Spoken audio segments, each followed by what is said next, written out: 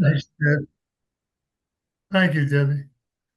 My name is Jack O'Halloran. I'm a very grateful alcoholic. I have a sobriety date of 3/28/75. I've been around the program longer than that, actually.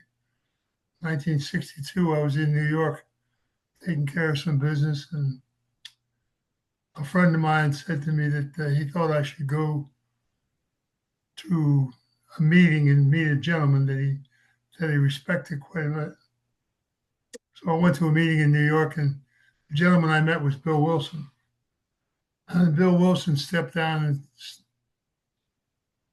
12 stepped me for 3 hours and taught me quite a bit, actually. He was very definitive, very unique individual. And when he got done, he looked me in the eye and he said, "We'll be here, kid, when you're ready." I said, "I'm here. What are you talking about? I just sat here and listened to you for 3 hours, and I like what I heard you say, and I'm here." He said, "You're here because this gentleman brought you here thinking I would say something that would keep you here.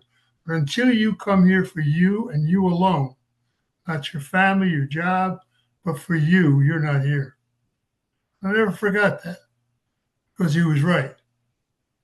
The only person that can harm me today is me. And it's up to me to do the things in the day that I need to do. And he was a great individual, and he sat me down and he taught me about the steps, the traditions, and the concepts. And he explained the whole program, the working of it, how it came together, why it came together, and the fact that in the period of time, it took them 21 years to put the solution together. 5 years for the steps, 15 years for the traditions, 21 years before the concepts were put in place. And in that period of time, the amazing part about it is 85% of the alcoholics stayed in the rooms. We're lucky if we keep 3% today, which is very sad. It's an amazing solution that we were given. And I learned that living one day at a time is the way I have to do this. I don't talk about drunkalogs because we all have drunkalogs. I stay on the fact of the solution of what I need to do today to live my life because all I have is today. Yesterday's gone. Tomorrow will take care of itself if I take care of today. So I learned that when I start my day, I get up in the morning. Most people go to the bathroom. I have a mirror on my way back. I stop and look into the mirror and I ask myself questions. What am I doing today? How am I leading my life today? And looking myself eyeball to eyeball, which is a very difficult thing for an alcoholic to do, to look into the mirror and look themselves eyeball to eyeball, tell the truth to themselves. I go through the first 3 steps. I go back into my room, get on my knees, and do my 3rd step prayer. Get on the phone, I call my sponsor, take care of the actions that I need to do in the day. I sit there and I read the 12 steps, the 12 traditions, and the 12 concepts. And I have certain pages in the big book that I read every day. Page 15, page 25, page 17, page 58.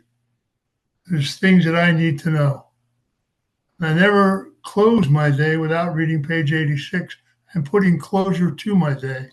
Because as an alcoholic, if I carry things from one day to the next, I'll embellish it.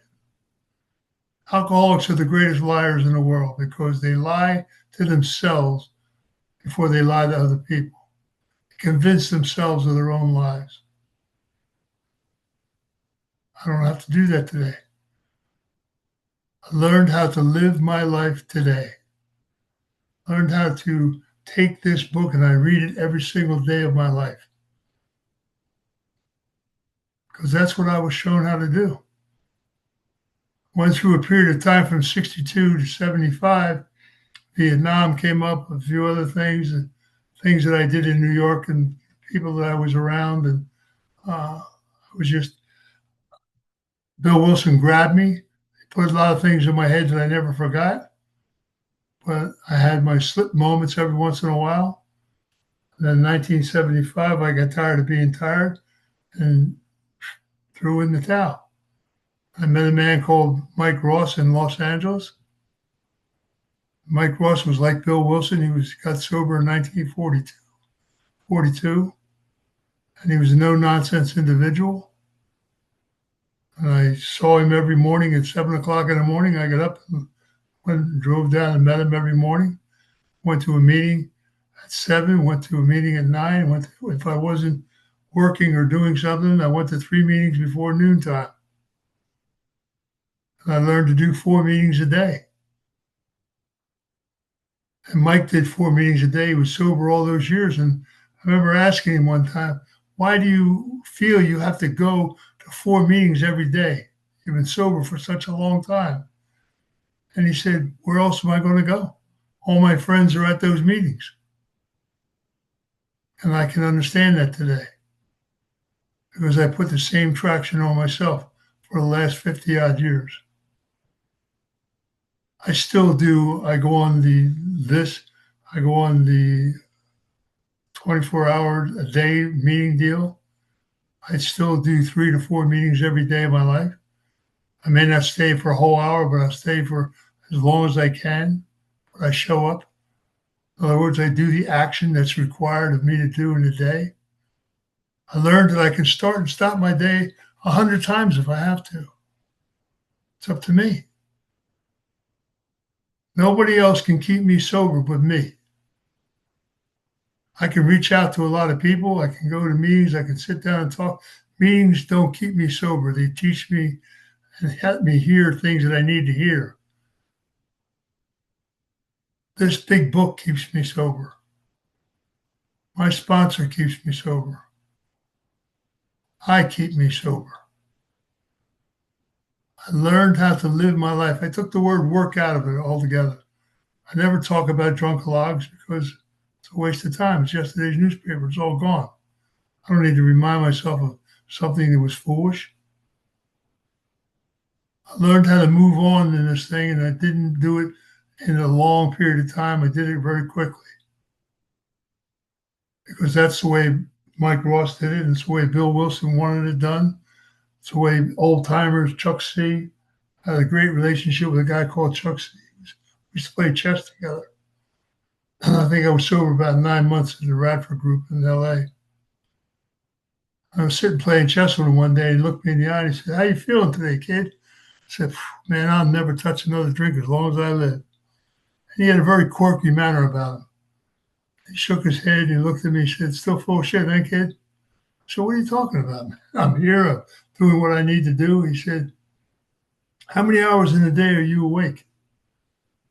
I said, I don't know, 18, 20 on a bad day. He said, paying attention to something that gives you life. Is your life worth that? I never forgot that because that's true. Paying attention to something in a day. I may have to do it a moment at a time, may have to do it an hour at a time, whatever it takes, because that's up to me. I'm the one that has to keep me sober. It's the greatest experience of my entire life. They could put a mountain of gold beside me, would not give me what AA has given to me.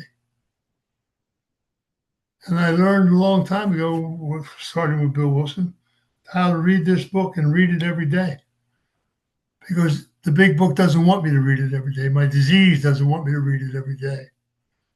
My disease wants me to go off in an aloof somewhere, do this or do that. I can't afford to do that. I know the power of this disease. It kills more people than any disease in the world. And there's no cure for it. Not cured today. All I have is a daily reprieve, depending on what I do. The actions that I take are so very, very important. Picking up the phone to other alcoholics. Don't keep this if I don't give it away. And I don't go out prophesizing and stuff. I keep it very simple because that's the way I was shown. I used to tell you when I first got sober, I call it the KISS program, keep it simple, stupid. And you weren't allowed to talk for 6 months. You couldn't lead a meeting for a year because they tell you don't know what you're talking about. Take the cotton out of your ear, stick it in your mouth, and learn how to listen. That's what the old timers would tell you. There's a lot of validity to that. People get off on tangents, and we have 12 traditions in this program, and the traditions teach us that we have a singleness of purpose. Outside issues don't belong in the room, but yet everybody talks about outside issues all the time. If you have a problem with another substance, you go to another place. We used to have a first woman in LA. Her name was Alabama. She was a gas. She used to sit in the last row right by the door at the Radford group. And if you raised your hand and said you were an alcoholic drug addict, she'd stop the meeting. And she'd say, the sign outside the door says AA. This is Alcoholics Anonymous. What we talk about in this room is alcohol. If you have another problem, we'll give you a place to go to. We'll show you where to go. But in this room right here, we speak about recovery of Alcoholics Anonymous. The old timers were very stringent on things like that. It seems to be getting away from things, and meetings are totally different orientation and everything, which is very sad. I think it's probably the reason why so many people go back out. I had a friend of mine 30 years who went back, and just how you live your life today, not how I work the steps or how I work the traditions, how I work the concepts, it's how I live them. This is a manner of living. I had to learn how to live my life from the time I open my eyes in the morning till I go to bed at night. Not perfect. None of us are perfect. But page 25 tells us they have this great set of tools that are laid at our feet. It's up to us to pick them up and use them. Nobody can do it for me. I love page 58. I read it every day of my life. Because down at the bottom of the page, it says, our stories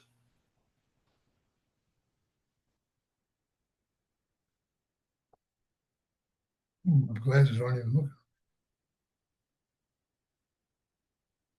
Our stories disclose in the general way what we were like,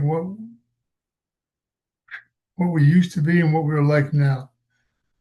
And it tells me that I have to let go absolutely. Letting go absolutely in the day. Surrendering to me. Understanding that I have a sickness that can kill me. If I allow it. All down to me. I have a great sponsor. Talk to my sponsor every single day. If I didn't talk to my sponsor every day, if I only talked to another alcoholic 2-3 times a week, that's just talking to another alcoholic. I need to talk to my sponsor every day because it's an action that I have to perform. I don't do it for brownie points or any other reason other than the fact that it's part of my sobriety. It's the tools that I have laid at my feet that I pick up and I use.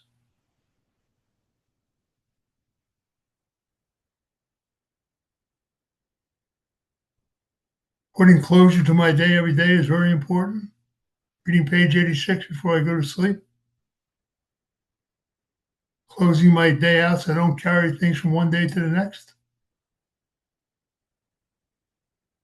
This is an amazing, amazing program. But you have to live it. You have to want it more than anything else in the day. And the book is so, so essential. You have to read it.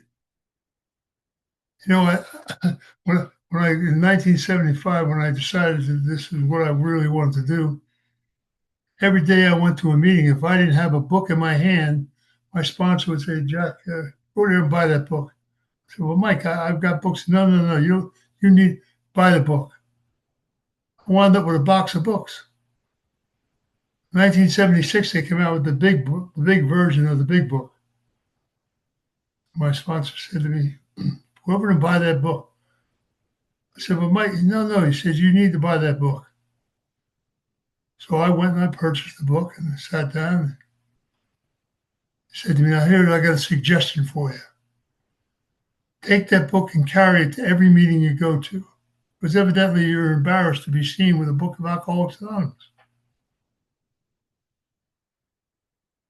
These are the things that I learned that I embedded in myself. I'm not embarrassed. I have books all over. I have them in my car.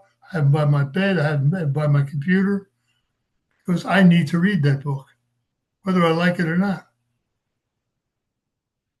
And I read it out loud so I hear what I'm reading.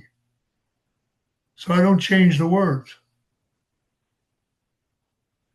How many times you sat in a meeting and people are reading off of a placard of how it works and they're using different words because they don't pay attention to what they're doing. This is your life you're talking about.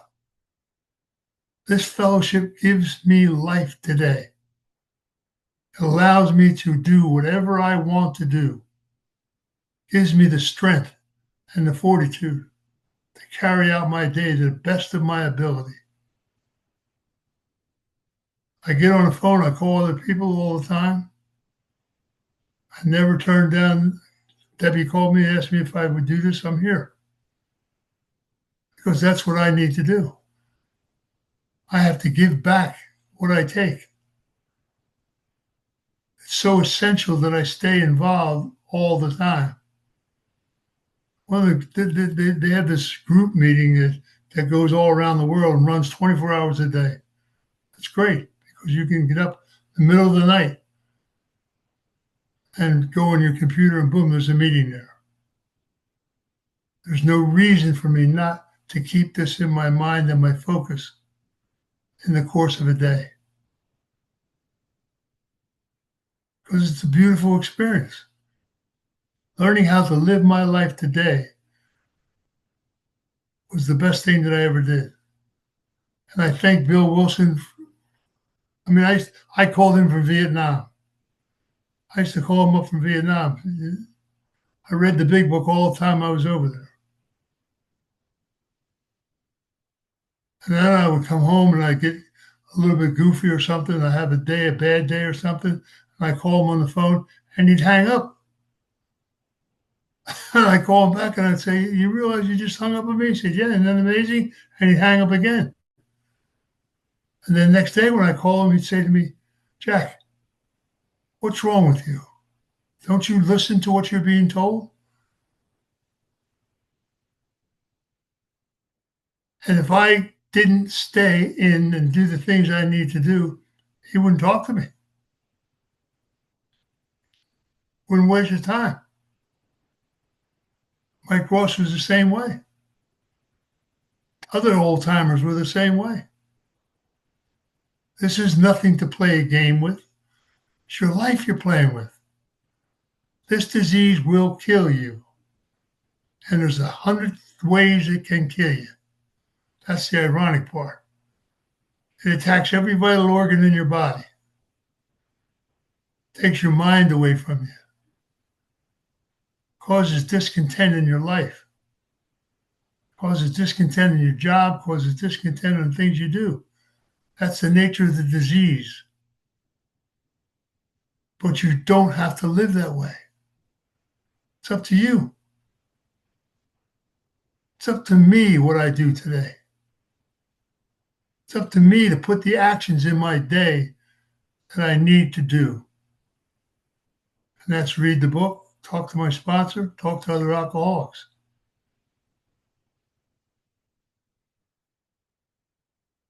Yep, prayer. Giving it back is what I got to do. I give it back every day because it's being given to me every day. Every day people will come to me. Every day I can go to people. I lived in Europe. I've lived all around the world. I'm in the movie business. I've traveled everywhere in the world. Been in the movie business for 45 before almost 50 years. As long as I've been sober, actually.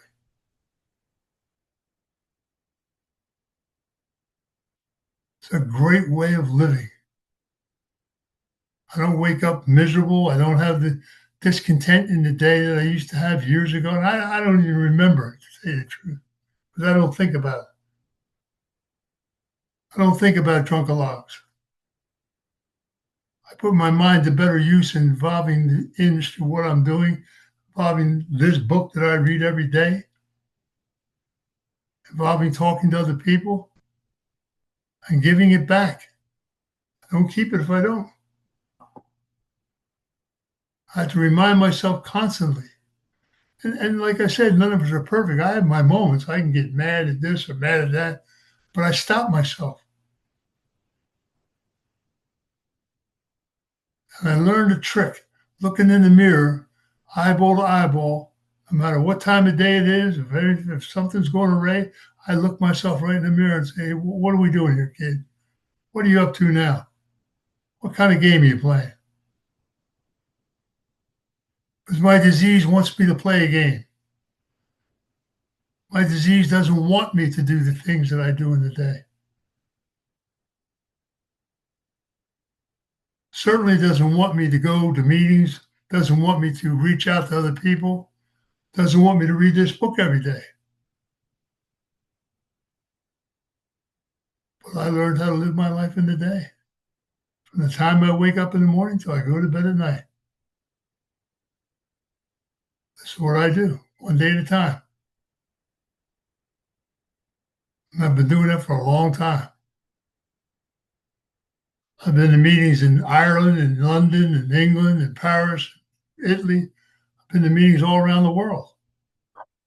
And the meetings are all, the meaning is the same, even if it's in another language. It's still the same. But I have to reach out and do it. It's getting up off my butt and doing it. I have no excuse not to. None. There's no excuse in the day that I could come up with to stop me from doing the things that I do, other than foolishness and stupidity. And I thank God I don't have to think that way anymore. You know, they changed the program. And it used to say never. Page 58 was used to say never have we seen a person fail. And they changed it to rarely because they thought it was too stringent.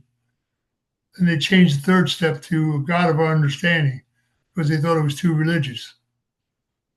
And this isn't a religious program, it's a spiritual program. This is a spiritual way of living. And it's amazing what you can feel and what you can do if you really allow yourself to be you. If you allow yourself to live a manner of living that gives you joy in your heart. And that's what this solution does. But I have to put the whole solution in my day. The steps are there to save me from me. The traditions are there to tell me that I'm not alone in the world, that there are people everywhere in the world that I can reach out to. And the concepts show me how to live the steps and the traditions together and how to put that into my daily life. All 312s have a definite meaning. And the solution was a definite thing they put together. So why would I drive a car with just one wheel? Why would I not put all the things in my day that I have? Why would I want to make anything more difficult than it already can be if I allow it? This is a unity that we have. We have such a great, great unity around the world. There's AA. Everywhere I've been in the world, I found the meeting of AA. The Irish are great. They say the Our Father faster than anybody I've ever heard in my life. Each country that I've been into have different quirks about how they do things and how they interpreted the book, but they live it. That's the deal. I could sit in a room of people speaking a language I'd never heard before, but I can tell by the energy in them exactly what they're doing, exactly what I need to feel, how I fill my day today. I can go to a meeting if I only have 20 minutes to be there. At least I've taken that action and I went because that's an action that I need to do. I need to extend me into my sobriety because it's the most precious thing I have in my life. My sobriety comes before my family and I love my family.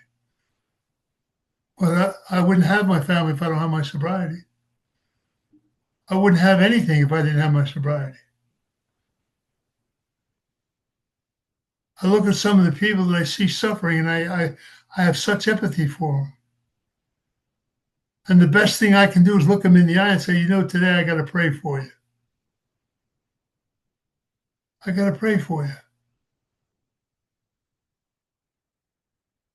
And pray to God that they'll open their eyes one day and follow this thing the way it should be followed. Reading that book is so very, very important.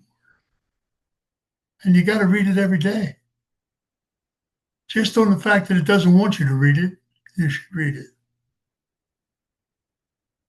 It's amazing what you learn. 50 years and months, almost 51 years of sobriety, and I'm still learning things. Every day is a brand new day. The only thing that I can be assured of is that today I'm going to live my life the way I need to live it and not pick up a drink or not even pick up the thought. It's the thought of the first drink that gets you in trouble. If you get to where you're picking up the glass, you're already gone. You got to do something about it. The very thought of doing something. Pick up a phone. If you got something traumatic happened in your day, and you turn around and say, "Oh my God, I need to pick up a phone." Before you pick up a glass, pick up a phone. Call somebody. Get a list of numbers. And in the old, when I got sober, we didn't have cell phones. We used to have to go to the phone booth. So they always carried a pocket full of change in case you needed it. I love my sobriety. I love this program. And I thank God for Bill Wilson. Bill Wilson was such an instrumental thing in my life, and a man called Mike Ross, Chuck C., Norm Alfie, all the old timers were great. Chuck C. was the funniest guy. I mean, he was a quirky old guy, but he was funny. But he drove 40 miles a day, every day up into LA to go to meetings. He went to 6 meetings a day, this guy. His whole life was AA. And he'd look you right in the eye and just tell you flat out, "You're full of shit. Get your act together, kid." And the old timers were like that. They'd stop you in the middle of a sentence.